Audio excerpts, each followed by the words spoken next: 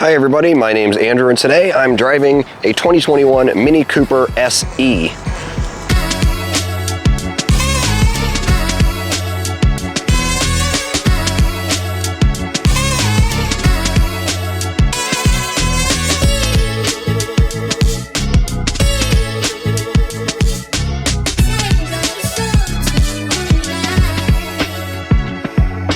As far as the first generation electric cars go, this Mini SE may just be one of the best. Of course, I'm partial to the BMW i3, having owned one briefly.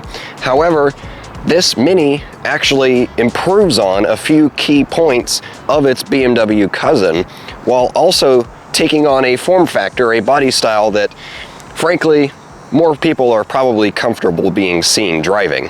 Love it or hate it, the BMW i3 was a weird looking car. Personally, I found its uniqueness sort of appealing, but I realize I'm probably of the minority there. The Mini, on the other hand, while it does have its own stereotypes, of course, it is more regular, I guess you could say. The average driver is not going to bat an eye at this. They're just going to, if they do notice it at all, they're just going to say, hey, there's a Mini Cooper. So, you know, big deal. It's not like, oh, what is that weird looking BMW thing? Of course, Mini does want you to notice the amount of lime green or bright yellow accents on this particular car. That's their way of shouting, hey look, this is the electric version. And if that wasn't enough, the E logo is also present on the charge port cover right here, even though I assume that's the exact same part otherwise as the gas cap on every other Mini. Otherwise, the exterior of the SE is virtually identical to every other two-door hardtop Mini. And it is important to note, actually, that while the regular hardtop is available in a four-door configuration, the SE is limited to the two-door body style. Versus the i3, once again, it had rear-hinged rear doors, which I thought personally were kind of funky and cool. But either way, it's probably better to have some rear doors than none at all, even if they're not the most practical design in the world, or the biggest, frankly. But hey, let's be honest, shorter is better for driving dynamics. This car is only 3 inches shorter than my Mazda Miata, fun fact. And personally, I've never really liked the look of the four-door hardtop anyway. One last thing to notice out here is the taillight design, because in recent years, all Minis have adopted this sort of Union Jack style. If you put the two sides together, it forms the shape of the British flag, because of course Mini is very proud of the fact that they're technically still British, even though they're actually German, owned by BMW, and have been for 20 years at this point. But anyway, versus the Countryman in particular, the two-door hardtop, and I assume the four-door as well, implements this design better because, as you can see, the brake light and turn signal portion that actually illuminates is sort of a T shape. On the Countryman, for whatever reason, this entire like triangle portion illuminates, which makes it look like an arrow facing the wrong direction. So that's one of those little OCD things that nobody else probably really cares about, but I noticed it. Either way, the taillights are cool. On the inside, it's more of the same. The interior is overwhelmingly similar to a regular Mini Cooper S. And that's not a bad thing, because the layout is still classic Mini in here, which I love. You have this big circular bezel here in the middle. Of course, it now surrounds an infotainment screen rather than a giant speedometer like it used to. And that said, you have a full digital gauge cluster display over here instead. But all the traditional Mini design details are still present. Once again, the big circular bezel, circular air vents on the sides, this big slab of trim down the side of the dashboard, the toggle switches down here and up here, actually, for that matter, that you can't see in this camera angle. Oh well. And honestly, the build quality and materials in here are pretty good for the price point. It's not a luxury car interior, obviously, but the SE, brand new in 2021, started just under $30,000. And most of them, with some options, were in the mid 30s, 35 maybe, let's say.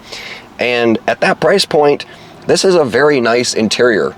It is a little bit light on features, but when you also consider that this is now an $18,000 to $20,000 car secondhand, that's perfectly acceptable. Because compared to, I don't know, a Corolla or a Honda Fit, or whatever car you're getting at that price point, whatever other hatchback I should say, it is going to be way more nice in here than either of those cars. In fairness, all the basic comforts that you would expect are still here. Things like, LED lights, the backup camera, built-in nav, heated seats, things like that. There's not a ton of modern safety technology, but that's kind of the BMW way. They don't really tend to include a lot of that stuff as standard, especially not on their lower priced cars. But there are a couple of surprisingly nice touches in here. For one, dual zone climate control, which is probably a little bit overkill in a car this small, but hey, it's here. And both front seats have a thigh cushion extender, which I was pleasantly surprised to see, because the seats are manual and otherwise not the most comfortable. On the road, as my camera case goes flying, Minis have always been known for their go-kart-like handling, and aside from the lack of a gas engine to provide a little bit more oral theater, the SE is no different, because it's honestly not that much heavier than a regular gas Cooper S. It weighs about 3,100 pounds, so yes, it is a couple hundred pounds heavier. I think a regular Cooper S is 2,800 to 2,900.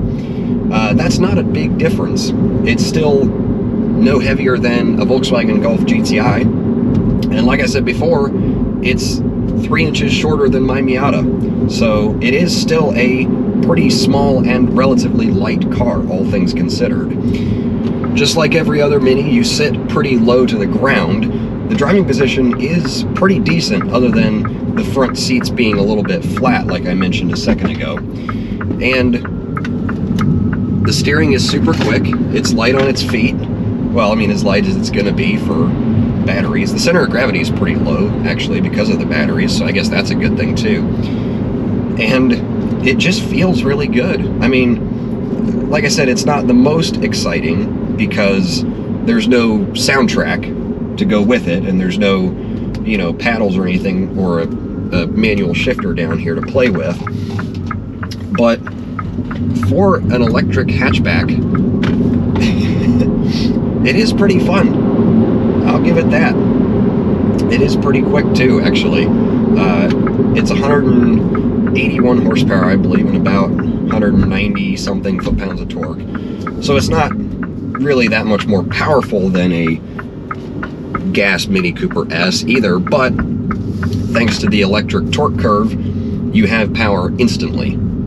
The traction control is pretty invasive, but since this is still front-wheel drive, that's honestly maybe not the worst thing, because it does torque steer quite a bit, even with the traction control on. So, yeah. But overall, very fun. I like this little car. The one thing that I will note, of course, is the range, because the reason this is referred to as a first-gen EV is because it is essentially underneath the same car, well, mostly, the drivetrain components are mostly the same, as the BMW i3. And that car came out a decade ago at this point. So it's a relatively small battery. It's just under 33 kilowatt hours. And the EPA rated range is 114 miles. That's not a lot by today's standards. However, it is still perfectly adequate for most people. It does have more range than a base i3 would. However, it also lacks the range extender option of the i3, the sort of gasoline backup generator. So there's that. It kind of evens itself out either way. Personally, my daily travel is about to be 50 to 70 miles on average.